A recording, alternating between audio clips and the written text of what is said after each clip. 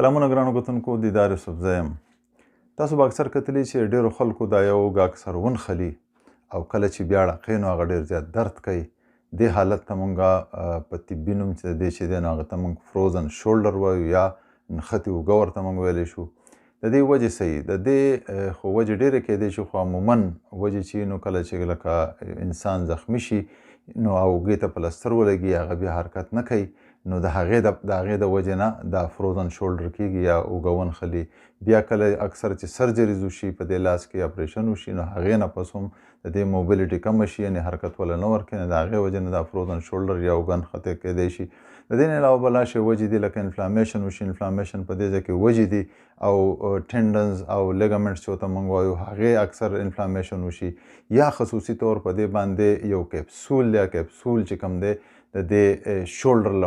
له پاسه او د مسل نه لاندې، د ټینډن نه لاندې، نو دغه کې کله چې انفلامیشن وشي، کیپسولایټس ورته وایو، نو د دغې وجې نه هم دا اوږه چې دی دا ونښلي. اصل کې که موږ وګورو نو زموږ د دې اوږې دا حرکت چې دی دا په وجود کې د ټول نه زیات جاینټس په لحاظ باندې ټول نه زیات حرکت په دې اوږې په دې شولډر جاینټ کې. د هغې وجه دا ده چې لکه دې ته موږ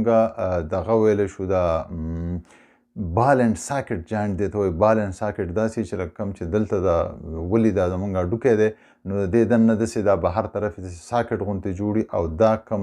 دا اوږه د هډوکی چې دی دا هیومرس نه دی، دا سر چې د بال په شانتې جوړي، نو دا بال په دې ساکټ کې ورغلی او دی دغه شانتې موومنټ یا حرکت کوي.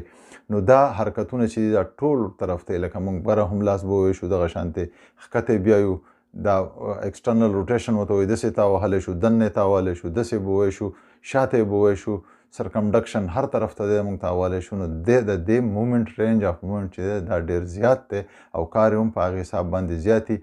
نو په دې له پاسه چې کوم کیپسول لګېدلی یا نری پټ غونته کي، نو په هغې کې دننه اوبه او د اوبو په وجه باندې د فرکشن کمیږي او دی چې دی حرکت کوي او درد نه کوي. خو چې کله د دې موومنټ کم شي، خو ما څنګه وویل پلستر ورته لګېدلی په څه وجه باندې، نو دی حرکت نه کوي، نو دغه کیپسول چې دی اکثر په دې کې انفلامیشن وشي، دی وپړسېږي او لږ مټاک شي. چې دی کله مټاک شي او حرکت نه کوي، نو په دې له پاسه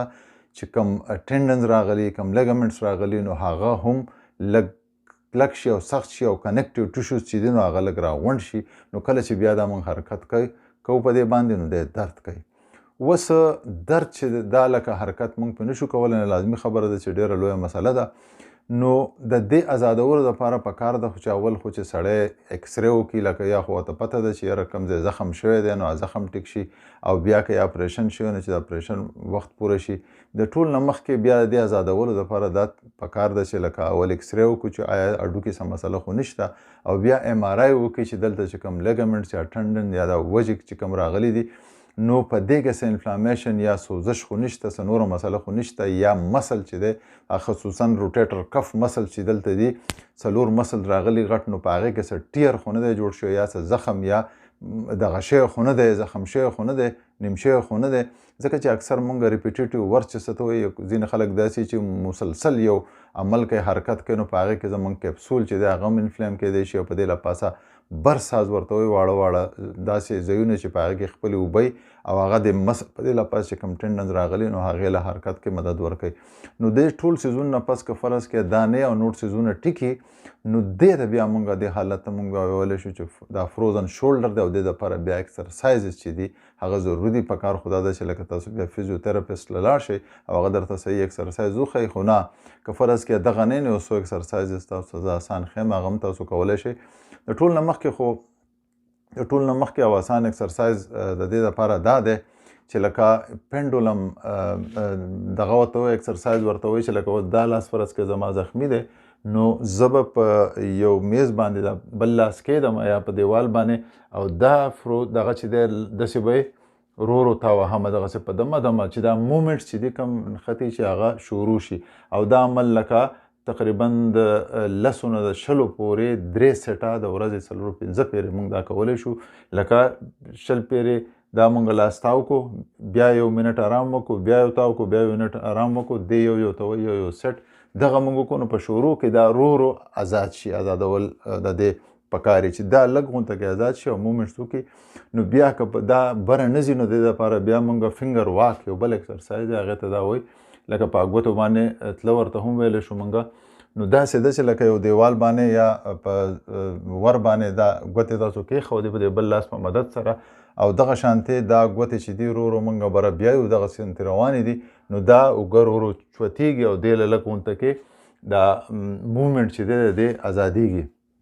د دې سره انټرنل روټیشن دپاره بیا که زموږ سره یو تولیه یا یو بینډ وي نو هغه مونږ راولو. فرض کړه دا لاس زما فریز دی نو په دې لاس باندې به زه دا دغه شاته داسې بوځم او دا بینډ چې دی دا به لکه مونږ ورو ورو داسې راکاږو شاته دغسې چې لکه دا لاس زمونږ موومنټ شروع کړي. دغه د انټرنل روټیشن دپاره دا موومنټ دی. بیا د دې نه علاوه چې کوم دی مونږ د بل طرف ته که دا لاس بیایو دا فروزن شولډر نو دا ورو ورو دا بل لاس به والا په دې به ونیسو او دې طرف ته به دې له موږ موومنټ ورکوو خو دومره به حرکت به ورکوو څومره چې مونږ برداشت کولی شو ورو ورو به بیا زیاتو او دغه شان د هر یو اکسرسایز دپاره چې دي دا 3 سیټه به تاسو کوئ د 15 نه 20 پورې یو سیټ او 3 یو منټ پس یو سیټ او د هغې نه پس چې دی د ورځې تاسو 4-5 پېرې کولی شئ. داسې به ووایئ شئ یا بیا دا هم یو اکسرسایز دی. په دې کې بیا دا چې شاته هم چې لږ رینج زموږ زیات چې شاته هم به ووایو شو دغه اکسرسایز مونږ کولی شو لکه سړی چې خپل ولې ګرئ یا ولې طرف ته دغه بیایي دا لاس بیایي. دا مختلف اکسرسایز چې دا مونږ ورو ورو رینج اف موومنټ به دې ورو ورو زیاتو لکه اول کو دونه راځي نو په دې کې به مونږ حرکت ورکوو بیا به ورو زیاتو بیا دومره زیات شو بیا دومره زیات شو بیا دغه شانتې بری هم به ووایو شو. خو دا به په دمه دمه کېږي ځکه چې فروزن شولډر چې عموما د کال نه د 1.5 کال پورې وخت هلي نو دا به په دمه دمه چې دی هغه کپسول به ازادېږي او کم کنیکټډ ټیشوز چې په دې لپاسه دغه شوي کلک شوي مټاک شوي نو هغه به ورو ورو په حرکت کې راځي او په هغو کې به خپل لا سټرنث راځي یا دا الاسټیسټي څه ته وایي دا راښکودی کېږي به ورو ورو. د دې سره که بیا یو څو میاشتې پس تاسو پوهیږئ چې لکه زموږ رینج چې دی هغه ښه شو برابر شو نو بیا به تاسو لکه د وزن دپاره هم هغه دغه کولی شئ چې دا مسل ستاسو نور سټرانګ شي نو په هغې کې لکه داسې یو بینډ به والی یا تولیه به والی هغه چې دی نو هغه به اکثر خلک د ور د کونډۍ ته ولګئ اوس دا لاس د کونډۍ ته ولګېدو نو دې کې به مونږ بیا دا راکاږو د ربر دا بین او دغه شانتې 3 سیټه به کوو. دغه شانتې بیا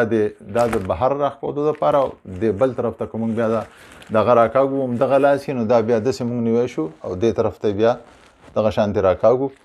نو دا بیا سټرنتنینګ اکسرسایزز دی. ته وایي سټرنتنینګ داسې چې لکه مضبوطول نو دا بیا وروسته پکار او اول چې دی په شروع کې دغه رینج اف موومنټ لپاره یا د لاس ازادولو لپاره دغه اکسرسایزز دي. دا تاسو په خپل کور کې هم کولی شئ خو څنګه چې ما ووایي د ټول نه مخکې ضروري دا ده که فرض کې تاسو ته زخم یا تاسو نه پوهیږئ انفلامیشن شوی او تاسو پوهه نه یې نو پکار ده چې اکسرې او ام آر آی یول وشي او بیا فزیوتراپیسټ کو تاسو لیدی شئ ډېره ښه ده که نه دا اکسرسایز تاسو کور هم کولی شئ او د دې په منځ کې تاسو درد ګولۍ خوړی شئ چې دا دغه چې کوم دی درد چې کوم دی دا کم شي. نو په دې اکسرسایز سره لکه ټایم اخلي دا یو اوږد پروسس دی خو کیدای شي چې په 6 میاشتې کې کال زیات نه زیات 1.5 کال کې ستاسو دا لاس دا موومنټ په خپله ښه شي او دا اکسرسایز تاسو کور کولی شئ. مننه.